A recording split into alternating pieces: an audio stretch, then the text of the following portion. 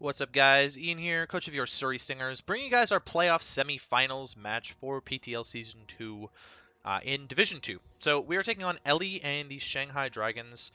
We played Ellie in Week 11. This logo looks like it's out of place here. Let me just resize that real quick. We played Ellie in Week 11. Those videos were taken down so that I could use the same team. I'm bringing almost identical team. Check out the team builder for the changes that I made and explaining why I made the changes I made. In terms of what Ellie brought, again, if you've seen the Week 11 match, you should really go watch the Week 11 match to see how this matchup plays out overall. But in the rematch here, she ended up dropping the Seismitoad for Superior, which overall I think is a good choice. I actually had a lot of grass coverage for the Seismitoad.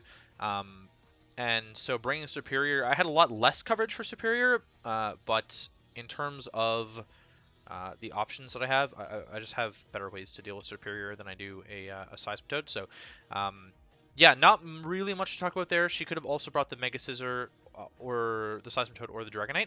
I prepped for the Dragonite and the Mega Scissor. I think Dragonite would have been really scary against my team, but she didn't opt to bring it either time. I think she's going to change the Masharna set a little bit. I had mentioned in the team builder, I believe, that I was predicting more of a Rocky Helmet Masharna set than the Calm Mind set that she brought last time.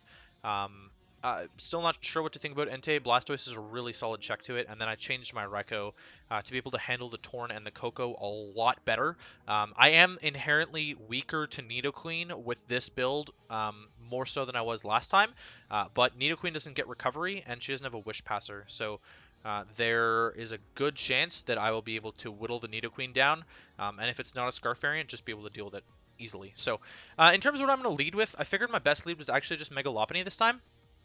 I was really scared of a Torn lead both times, but in most cases, I can just get Fake Out damage off and sort of scout out what a set is. So I'm going to lead with Lopunny this time and just Mega Evolve and go for Fake Out here on the Entei lead. Entei lead is really sketchy to me. I'm not entirely sure why she would ever want to lead Entei when I have a potential Raikou lead or a potential Garchomp lead, which look really threatening to this Entei, or I could just outright click return turn 1 with Mega Lopunny and bop this thing. So, you know, take that as you will, but she is going to go into the Masharna, which is very obviously her Mega Lopunny switch in. It was her Lopunny switch in last time. She looks like she's not entirely physically defensive from that damage. So when I calced it, I should have done less if it was fully physically defensive, I believe. And let me just bring up the calc again to solidify that, because when I was in game, I may have been a little bit hasty on what I was clicking. I may not have actually had Mega Evolution on my Lopunny, but it looked to me like it wasn't entirely physically defensive based on the Fako damage. And I'm actually completely wrong because it was most definitely fully physically defensive. I just hadn't Mega Evolved my Lopunny, and it should have done 9.4 to 11.2 if I was regular Lopunny, but Mega Lopunny just did so much more to that Masharna than I was expecting. Okay, either way, my play is to go into Chandelure here because it's my way to break this Masharna, and even if she clicks Shadow Ball, it's not going to kill me. She has absolutely no switch-ins to a Specs Chandelure, so that was my play 100%, as she's going to reveal the Baton Pass, which is a really cool tech. Interesting that she went for it there and then goes immediately into Entei. I'm going to go immediately into Blastoise. I could have definitely just clicked Shadow Ball there, but I don't want Chandelure to get that weakened, considering I have to switch it into Masharna still, and I don't want to take a Stomping Tantrum to the face. I believe I would have lived. I may or may not have lived Banded Stomping Tantrum as well. So I definitely don't live Banded Stone Edge, but Stomping Tantrum. I actually don't live 2 Sacred Fires from that either. I actually didn't live Banded Stomping Tantrum, actually. So that's why I didn't stay in there. I went hard Blastoise because it was designed to take on this Entei. And so she's going to get a Toxic Off on my Blastoise, but I'm going to be able to get a Toxic Off on whatever she wants to bring in on the Blastoise, which is actually the Superior. And I land, which is amazing. Now, this Superior could have Aromatherapy, potentially, but I think it's more than likely not going to have that. She reveals the knockoffs. It's a very supportive set as I double into Roserade. I don't need the Scarf. It was very helpful, but I don't need it. And I'm just going to go for the Sludge Bomb on the Nidoqueen. Now, this is definitely Assault Vest Nidoqueen. Once again, it's definitely it's the same variant of Nidoqueen that she brought last time. I don't think she changed her set at all, honestly. Which means it doesn't have rocks, which actually means she doesn't have any hazard support on the team that she's bringing, based on that damage. So I'm a very offensive Roserade, so you expect that to do a little bit more, despite it being 4 times resisted. just because Roserade's pretty powerful. So we find that out, and last time she played really aggressive. Like I said, I'm inherently weak to this, and with my Scarf gone, my Roserade's a little bit less useful. So I'm actually going to make the read and go for Spike. Try and get a little bit more chip on the Musharna, which I think could come in handy since it doesn't have leftovers. Get some more chip on the Superior as well. Chip the Coco, chip the Entei, chip the Nidoqueen down the next time it comes in. So I'm going to go for Spike as she actually predicts the Blastoise coming in and goes for the T-Bolt. And then I'm going to click Energy Ball as she clicks Ice Beam. So luckily for me, I got the Spadef drop. Luckily, unluckily, it doesn't really matter. I'm going to opt to bring in my Garchomp here because it doesn't punish... Musharna doesn't punish it as hard as me going into Lopunny and clicking Ice Punch or Return. Even with that Spadef drop, I still can't kill this with Specs Chandelure. I will be faster with Specs Chandelure, but I can't kill it with Specs Chandelure despite the Spadef drop, so I can't go that route. I can't go into Raikou and kill it either, and I'll take damage on either of them. So the Spadef drop doesn't gain me anything in the grand scheme of things, but that chip damage against the Nidoqueen is really helpful, and the Spike is going to be really helpful against some other things later. So I'm just going to go to my Garchomp here and click Earthquake on the Superior. We sort of find out this is a very physically defensive Superior based on that damage, and she's going to take some toxic damage, racking up on her there. I thought about staying in here and clicking Rocks or Swords Dance on whatever the Superior wanted to go for. I'm potentially seeing that I'm going to be faster than this because I'm running a lot of speed on this jump. I'm running enough for Jolly Entei. But to me, I've got my AV Raikou that switches into this really well. It's a really good switch into the Serp, the Coco, and the Tornadus. It's actually like a really good blanket check to all those. So I'm just going to double into my Raikou, or switch into my Raikou here. Eat the Leaf Storm or whatever she wants to go for. It's actually the Leech Seed, which I'm perfectly okay with. And I can just... I can't remember what I actually do here, if I double or I go for the Signal Beam. I think it's the Signal Beam. Yeah, so I revealed the Signal Beam, which is the change that I put on the Raikou set for the Superior because I had to run HP Grass for the Seismitoad. Otherwise, HP Ice would have covered the Nidoqueen, the Superior, and the Dragonite, and I wouldn't have had to deal with the Seismitoad with HP Grass. I could have done that because I had Energy Ball in the Chandelure and I brought Roserade, but I just thought that it was a better way to sort of cover both ground types with Extrasensory and HP Grass rather than HP Ice for one and not being able to hit the other. This puts me in kind of a risky position, and unfortunately, I think at this point I'm going to have to sack off my Blastoise. I'm not giving the Nidoqueen. I'm not going to risk letting my Raikou get whittled even more by Leech Seed, and I'm not going to risk this thing just Earth Powering the shit out of me here, or even having Earthquake on the set now instead of Earth Power and just outright killing me. So I'm going to go with the Blastoise, take whatever the hell she wants to go for. Turns out to be Sludge Wave, which is like never the play, by the way. Earth Power is like, if she didn't have Earth Power, then I get that, right? But Earth Power was most definitely the play. It was still hitting everything that I had, and Sludge Wave is resisted by Chandelure and my Garchomp. So that was a very strange play on her part, and it ended up with more damage on the Blastoise overall because it does more damage than Earth Power, but it was a very poor play in my opinion. I think it was a really aggressive play of her predicting either Lopunny or Blastoise to come in, which should have been Earth Power either way, because she wasn't going to two-shot those since she's AV. So either Blastoise is in, I'll be faster than this because this is fully defensive, and I can just go for a Scald here and weaken the Nidoqueen. It's really important that this thing is weakened. The burn helps a lot as she's just gonna take me down, and I'm gonna die on the next turn, but I'm just gonna take this Nidoqueen down with me. There's no point in not doing that. My Spike is still up, and I trade Blastoise's life for Nidoqueen's, and as well as Roserade. So that Nidoqueen was a big problem. Again, I was really, really weak to Nidoqueen, and now I'm, despite being down 5-4, I feel like I'm in a really commanding position. So on the double down there, I thought that Raikou was my best play because, again, it handles the Serp, the Coco, and the Torn. If she decided to go Entei here, I can just go into my Chomp, and it's taking spike damage anyway. She actually opts to go into the Coco here, which takes some spikes damage, and is going to not be able to deal with me. Her best way to hit me is like Dazzling Gleam or Nature's Madness. Dazzling Gleam is doing like 20, and Nature's Madness is obviously doing like 50, but I'm not anticipating a Nature's Madness set. I have a very offensive team, and so I don't really think that a Nature's Madness set is her best play. I wasn't sure what to expect here, but it turns out it's actually going to be a really slow Coco, as I'm going to outspeed it, and I'm going to two-shot it with T-Bolt in terrain after all that. She's going to go into Superior, which won't matter because we know this is defensive, and so Signal Beam will KO this here. And we'll be able to pick off the Serp there. I'm obviously still really healthy for the Coco. Entei is going to come in here, kind of threatens me a little bit. I'm going to double into my Garchomp because it's my only fire resist. I'm Flame Body Chandelure for the Mega Scizor, so I am going to go into my Garchomp here, but I'm kind of scared about what this Entei might want to do here.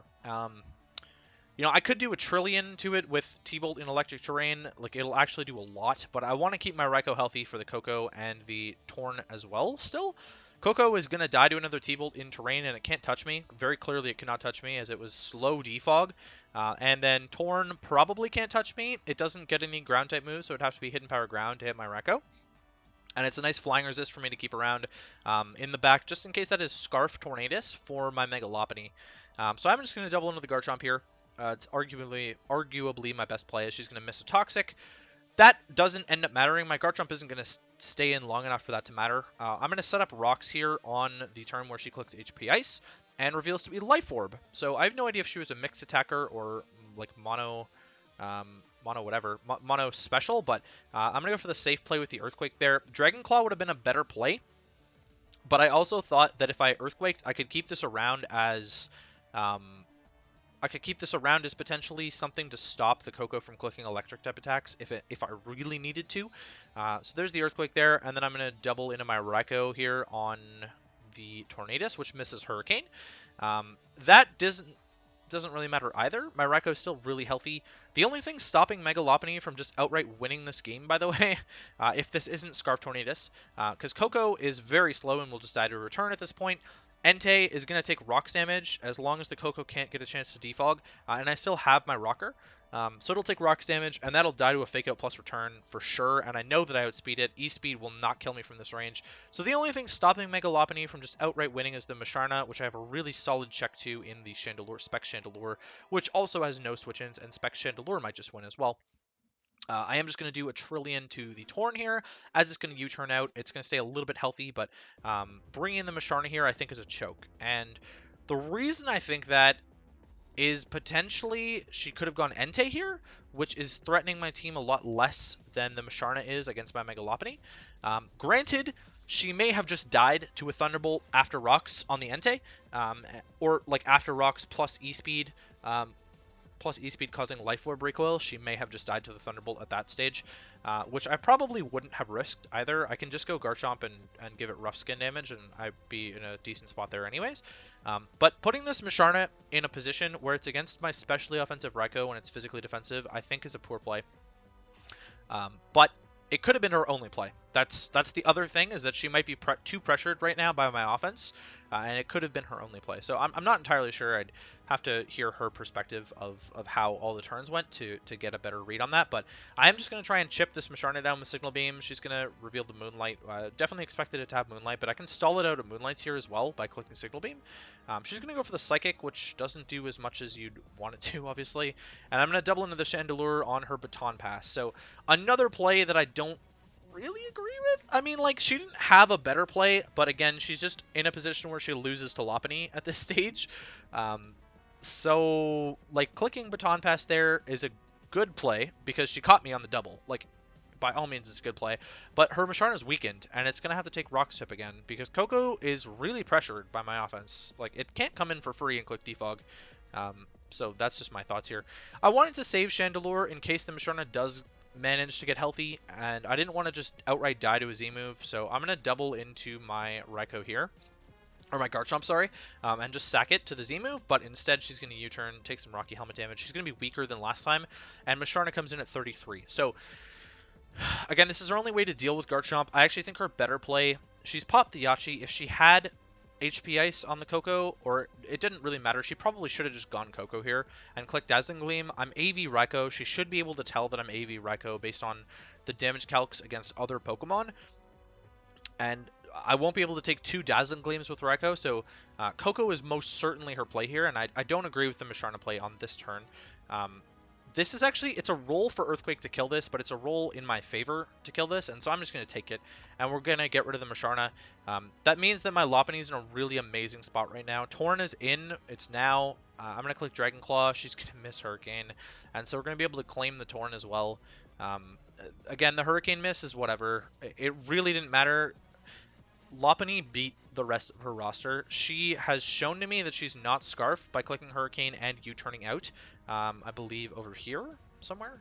Yeah, so she clicks Hurricane here and then U-turns out the next turn. So I know she's not Scarf, which means she has absolutely nothing to deal with Megalopony at this stage of the game. And Coco's going to come in. It doesn't matter about differential, so I'm just going to sack off the Chomp, see what coverage she's got for this. It is the Dazzling Gleam. And I can just go into my Raikou and clean up the game here, actually. And I believe that's actually just what I do. I think Raikou just picks up the last 2 kills here with T-Bolt in terrain against both that and the Entei, which shows to not have extreme speed. And so we're just going to be pick it off. So we will pick up the 3-0 victory, and we are moving on to the championship match of D2. We're taking on Gremlin, who was our opponent in week 3. He manhandled us with a physically defensive Buzzwole against my Megalopony. I've made some changes to the team since then, though. I made a few adjustments to the roster in terms of offensive, or in terms of Z-move usage, sorry, as well as dropping some things. And so I think, while it is still a fairly difficult matchup for me, I don't have Heatmore on my team anymore. I thought I copied the team over properly. Clearly I didn't. Oh. Oh, I see what the problem is here. There. I don't have Heatmore anymore. So, while it might be a difficult matchup, Gremlin hasn't changed his team at all since the last time, but I've changed mine, so I'm definitely going to have to rebuild here, and I'm not going to worry about privating my video for Gremlin or anything like that. It should be a really fun finals match. It's my first finals match in a while, and so I'm looking forward to how that game goes. Hopefully you guys enjoyed this match, and I really hope that I have your support in PTL Finals. It's going to be the first broadcasted finals match that I've been a part of since MWPA way back in August, or my Red Finals match against Evan, potentially. Red Season 7? I don't remember the last time I made a finals besides that. Like, when was my last second place? Have I lost a finals since then? Since Evan? No. So, yeah. Alright. Well, I don't have a ton of finals games on the channel, but again, hopefully you guys enjoy. So, that's going to be for me, and I'll catch you guys for finals.